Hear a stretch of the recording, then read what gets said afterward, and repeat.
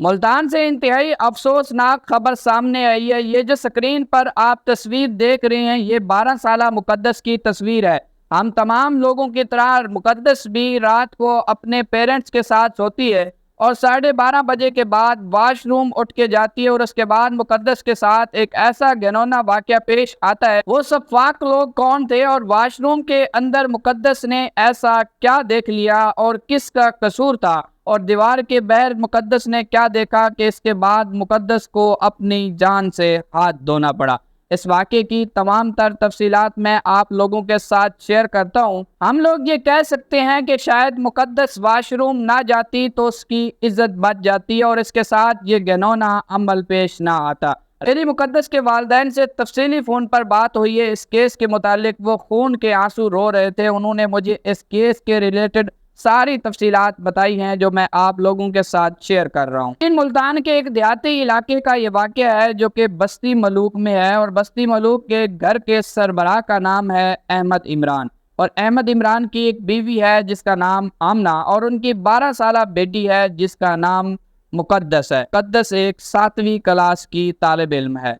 احمد عمران ایک کارپینٹر کا کام کرتا ہے۔ 6 جنوری 2025 کو آج سے 9 ماہ پہلے یہ واقعہ پیش آتا ہے کہ 12:30 بجے مقدس اپنی چارپائی سے اٹھ کے واش روم کی طرف جاتی ہے، جبکہ میں آپ کو بتاتا چلوں مقدس کے گھر کا جو حلیہ تھا وہاں پہ 2 بڑے بڑے کمرے ہیں اور ان کے ساتھ آگے سے ایک بڑا سا برآمدہ ہے۔ اگر میں دیہات کی بات ہو رہی ہے تو آپ کو بتا دوں کہ دیہات میں ایک بڑا سا سین ہوتا ہے اور اس کے لاسٹ کے اوپر جو ہے وہ ایک واش روم بنائے جاتے ہیں اور ان کے ساتھ پہ ایک مین گیٹ ہوتا ہے۔ اسی طرح مقدس کے گھر کا جو نقشہ تھا وہ بھی اسی طرح ہی ہے۔ مقدس جو ہے وہ اپنے سین سے گزرتی ہوئی واش روم کی طرف جب جاتی ہے تو دیوار کے پار 2 نشائی بیٹھے ہیں جو کہ آئس کا نشہ کرتے ہیں۔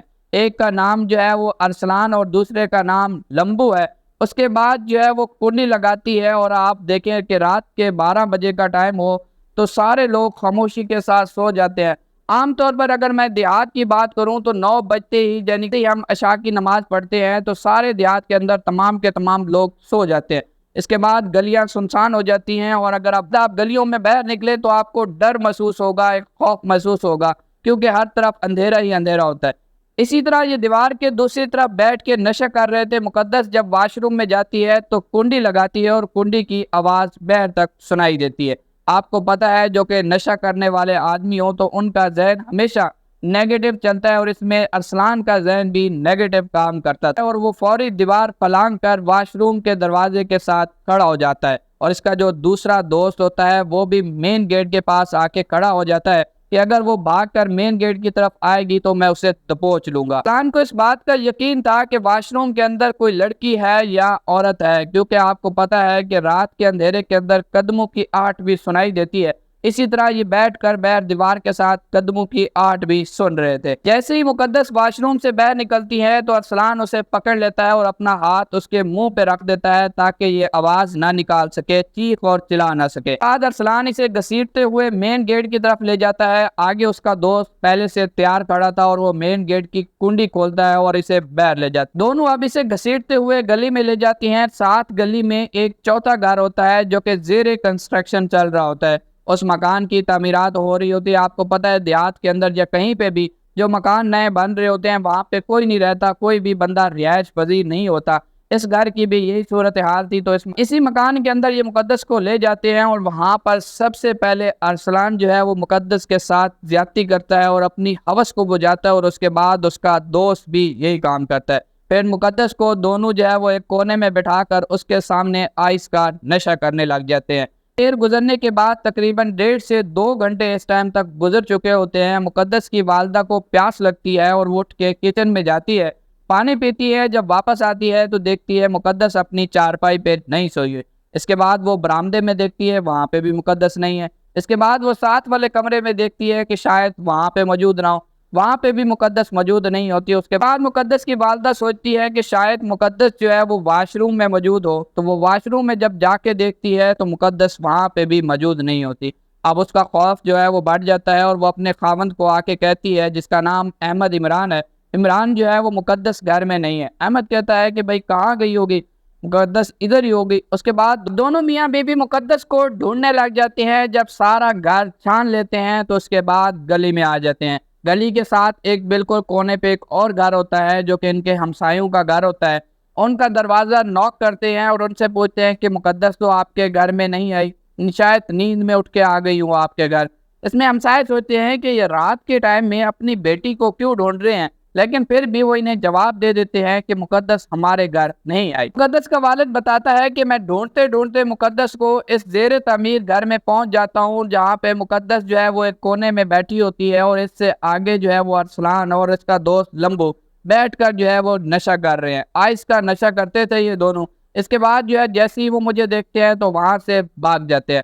उसके बाद मुकद्दस जो है वो फौरी भाग के मेरी तरफ आती है और मेरे गले से लिपट कर ज़ारो कदार रोने लग जाती। उसके बाद मैं मुकद्दस को तसल्ली देता हूँ और अपने घर ले आता हूँ, पानी पिलाता हूँ और बच्चे को कहता हूँ हौसला करें। उसके बाद मुकद्दस से मैं पूछता हूँ बच्चे क्या मामला हुआ।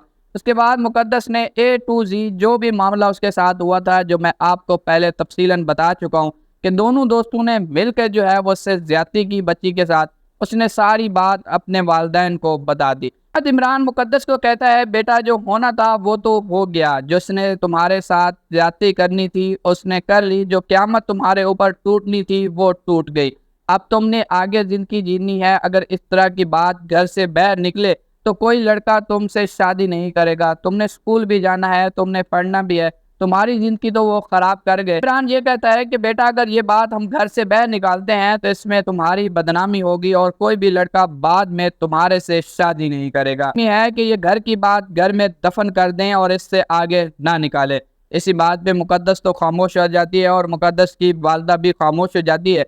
2 से 3 दिन गुजरने के बाद मुकद्दस जो है वो ज़ारो कतार रोती रहती है और अपने घर में रहती है। मुकद्दस के घर में एक तेजाब की बोतल पड़ी होती है। मुकद्दस उसे उठाती है और पी लेती है, जिससे मुकद्दस की तबीयत इंतहाई ख़राब हो जाती है। आप देखें कि तेजाब को वैसे भी आप किसी चीज़ पे फेंके तो उसकी क्या सूरत हाल कर देता है, जबकि इंसान की जिस्म तो इंतहाई नाजुक होती है। इस इमेजिन करें कि तेजाब जो है वो सब चीज़ों को ख़त्म कर देता है। जब मुकद्दस ने उसे पी लिया होगा तो उसका क्या हाल हुआ होगा। मुकद्दस को फौरी जो है वो बस्ती मलूक के साथ जो है वो एक हॉस्पिटल में शिफ्ट किया जाता है, जिसके बाद मुकद्दस की तबीयत इंतहाई जो है वो ज़्यादा ख़राब होती है। इसके बाद डॉक्टर जो है वो वालिदैन से तफसील पूछते हैं कि तुम्हारी बेटी ने आखिर ऐसा कदम क्यों उठाया, उसने क्यों तेजाब पिया, हमें जो है वो वजह बताओ। जिसके बाद जो है वो डॉक्टर को इसके वालिदैन की सारी तफसीलात बतानी पड़ती है, जिसमें वो कहते हैं कि भाई सबसे ज़्यादा कसूर आप लोगों का है।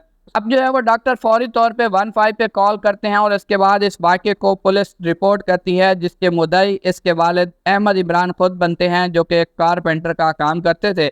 अब 2-3 दिन तक मुकद्दस की तबीयत जो है वो इंतहाई ज़्यादा सीरियस रहती है और मुकद्दस ICU में होती है। बाद मुकद्दस को जब इस बात का इल्म होता है कि पुलिस में जो है वो रपट हो चुकी है इस केस की और पुलिस जो है वो मुजरिम को पकड़ने के लिए गई हुई है, जिसमें मुकद्दस हौसला करती है। लेकिन चंद दिन के बाद मुकद्दस की तबीयत ठीक होने लग जाती है और मुकद्दस अपनी ज़िंदगी की जंग लड़ने के लिए तैयार होती है। इसी तरह मुकद्दस जो है वो अपनी ज़िंदगी की जंग लड़ती रहती है। लेकिन आपको पता है कि किसी शख्स ने अगर तेज़ाब पिया हो तो वो कितने दिन तक सर्वाइव कर सकता है। मुकद्दस का ये सर्वाइव जो है वो तकरीबन 9 महीने तक चलता है। वो अपनी ज़िंदगी से बहुत ज़्यादा जंग लड़ने की कोशिश करती है। आखिरकार मुकद्दस अपनी जिंदगी की जंग लड़ते लड़ते हार जाती है। 9 माह के बाद मुकद्दस की मौत हो जाती है। इसके बाद सवाल यहाँ से ये बनता है कि अगर मुकद्दस के पेरेंट्स उस टाइम तक मुकद्दस को ये ना कहते कि हम जो है वो घर की बात इसी में दफन कर देते हैं, तो शायद मुकद्दस ऐसा कदम उठाने के लिए तैयार ना होती। मुकद्दस के वालिदैन मुकद्दस को ये कहते कि हम उन मुजरिमों को ढूंढ के निकालेंगे और उन्हें सजा दिलवाएंगे,